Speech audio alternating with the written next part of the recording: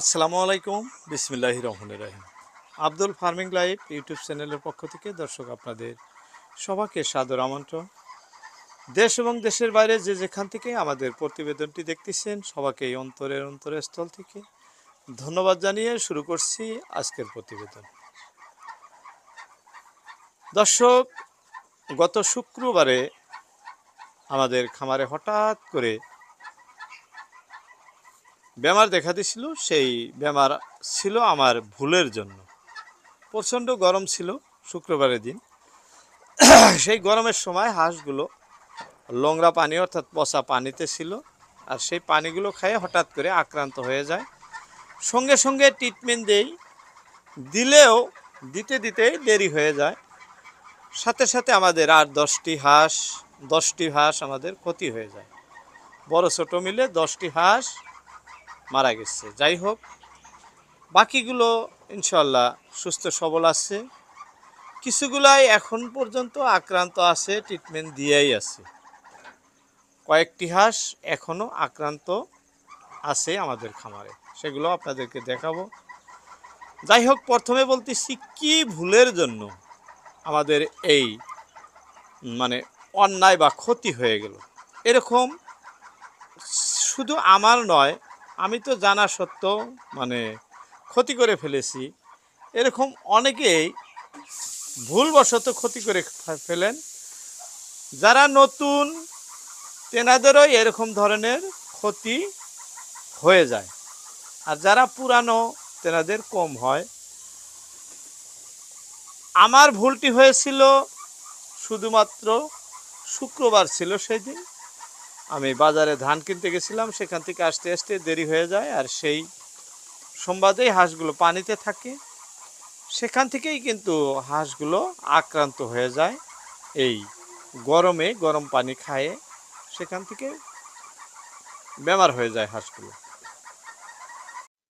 যাই হোক, এরকম ধরনের 5টি ভুল, মারাত্মক ভুল, যেগুলো ভুল করলে খামার উদাও হয়ে যায়, হাঁস বাঁচানো মুশকিল হয়ে যায়, সেরকম 5টি ভুলের বিষয় নিয়েই আজকের ভিডিও।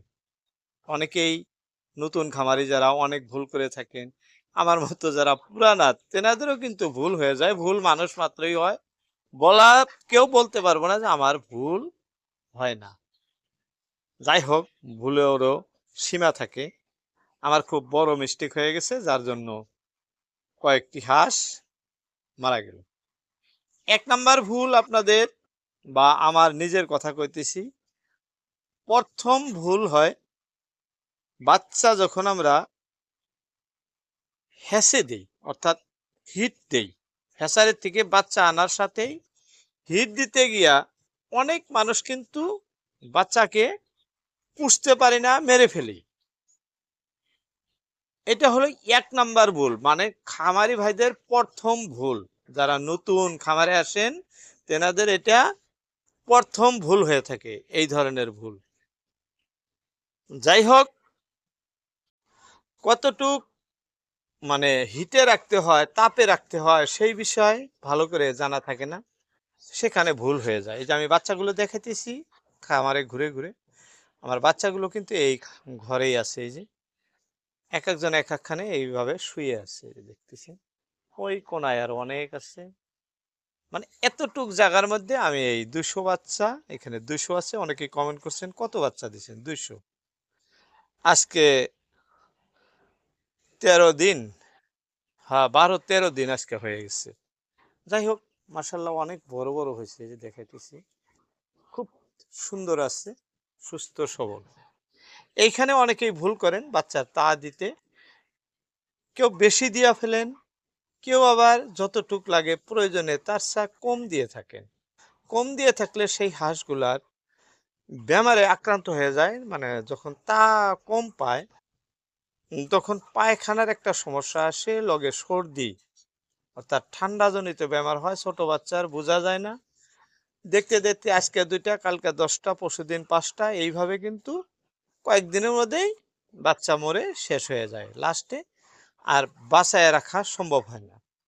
আবার কেউ কেউ প্রচণ্ড হিট বেশি দিয়া ফেলেন, যার জন্য নিজেই বাচ্চাগুলো ওই 2 দিন বা 3 দিনের ভিতরেই মরে যায়, কারণ কতটুক হিটে রাখতে হয় সেই মাপ জানা থাকে না। সেই ক্ষেত্রে হাঁসের বাচ্চা মরে যায়। যাই হোক, এই সম্পর্কে অন্যদিন আবারও বলবো। দ্বিতীয়তে, হাঁসের যখন পাখা গজে, অর্থাৎ 1 মাস বয়স হয়ে আসে এই বাচ্চাগুলার যখন পাখা গজা শুরু করে, ওই সময় কিন্তু আরো একটি মরার সম্ভাবনা আসে। পাখা গজার সময় হাঁসগুলো বেশিরভাগ দুর্বল হয়ে আসে, লড়চড় করতে পারে না, খাদ্যর একটি অভাব থাকে, ভিটামিনের অভাব থাকে। যতটুক খাদ্য দিলে হাঁসগুলা সুস্থ সবল থাকবো ততটুক দেওয়া হয় না, যার জন্য হাঁস দুর্বল হয়ে যায়, লাহে লাহে মরার উপক্রম হয়ে যায়। আর ওই সময় বেশিরভাগ ডাক প্লেগ বেমার দেখা দেয়। হাঁসের পায়খানার সমস্যা হয়, বগা পায়খানা করে, মাথা ঘুরায়।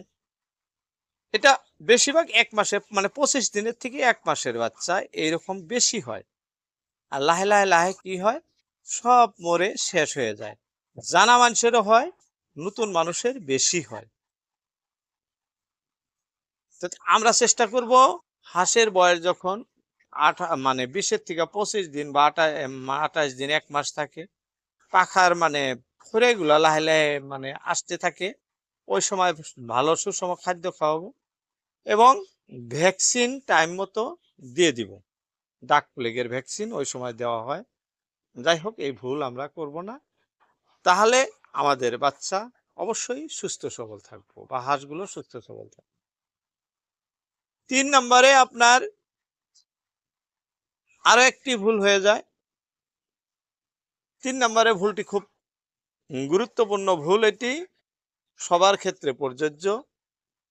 হাঁস যখন ডিমে আসছে, হয়তো 2টা বা 4টা ডিমে আসছে বা আসবো বা আসতেছে, এইরকম সময় কিন্তু হাঁস যদি ঘরের ভিতরে বাহিরের থেকে কোনো হেঁচা পড়ে, ধরেন শিয়াল, গাবড়া বা বিড়াল, এগুলার যদি অত্যাচার হয়, হাঁস যদি ঘরের ভিতরে অত্যাধিক দৌড়াদৌড়ি পারে, এক জায়গায় থাকা হাঁটতেছে না, খুব আওয়াজ করতেছে, দৌড় পারতেছে, নিস্তব্ধ ভাবে থাকে না, সেই ক্ষেত্রে কিন্তু হাঁসের খুব সমস্যা হয়।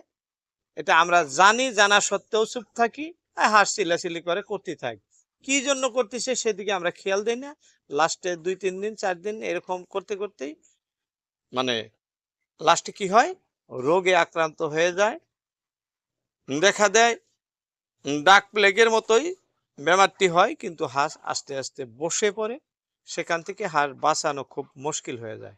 এটা খালি হাঁস নয়, মুরগির ক্ষেত্রেও এরকম হয়, যে যখন মুরগি ডিমে আসে, সেই মুরগি হঠাৎ করে লাইট নিভে গেল বা কারেন্টের কোনো সমস্যা হলো, মুরগি যদি রাতের বেলা বাইরের থেকে কোনো শিয়াল বা হাপা বা অন্য কিছুর উপদ্রব পরে, সেক্ষেত্রে কিন্তু খুব ঝাপাঝাপি উড়াউড়ি করলে ফার্মের মুরগি লড়চড় বেশি করলে সেক্ষেত্রে বেমার হয়ে যায়, আর সেই বেমার ভালো করা খুব মুশকিল হয়ে যায়। লাস্টে বেশি সংখ্যক খামারি, মুরগির হোক আর হাঁসের হোক, ধ্বংস হয়ে যায়। এদিকেও সতর্ক থাকবেন, এই ভুলটা যাতে না হয়। ঘরের পার্শ্ববর্তী জাল, নেট, বেড়া এগুলা খুব শক্ত করে রাখা লাগে, যাতে এই ধরনের কোনো সমস্যা না হয়। আপনার চতুর্থ যে ভুলটি, সেটি হলো গরম পানিতে হাঁস ছেড়ে দেওয়া। এই যে যেরকম আমার গরম পানিতে হাঁস ছেড়ে দিয়ে অনেকগুলা হাঁস কিন্তু আমার মৃত্যু মুখে পড়লো, কয়েকটা মরেই গেল।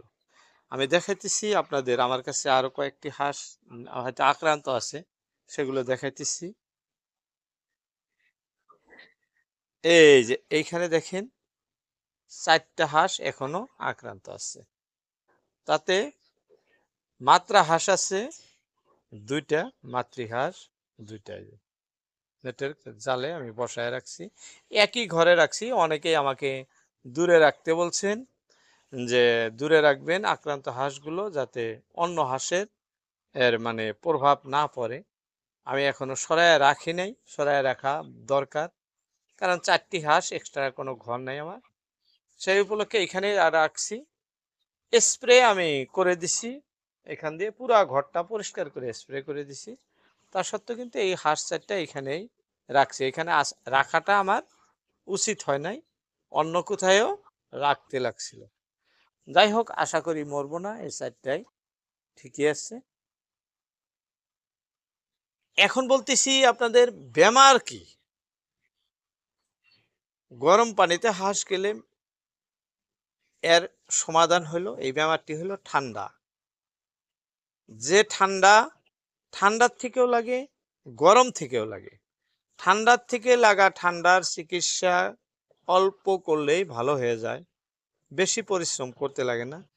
কিন্তু গরম থেকে, অর্থাৎ যখন কোনো গরম পানিতে হাড় যায়, সেই গরম থেকে চিকিৎসা করা কিন্তু খুব মুশকিল হয়ে যায়।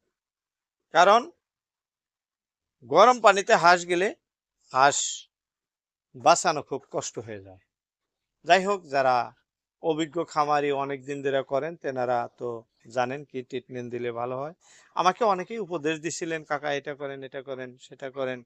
আমি আপনাদের সবার কথা মাথায় রাখছি, সবাই ভালো বলছেন, খারাপ কেউ বলেন নাই। সবার জন্য মানে কৃতজ্ঞ পোষণ করতেছি। ভবিষ্যৎ কোনো ধরনের অসুবিধা হলে আপনারা আরো উপদেশ দিবেন, আপনাদের উপদেশ আমি মাথায় রাখবো। তাই আমি আমার মতে, আপনাদের যে ধরনের বলছিলেন, আমি আমার মতেই চিকিৎসা দিছি। কারণ একটাই ভালো জানেন সব খামারিরাই, বা আমি নিজেও জানি, যে গরম থেকেই হাঁসের ঠান্ডা লেগে যায়।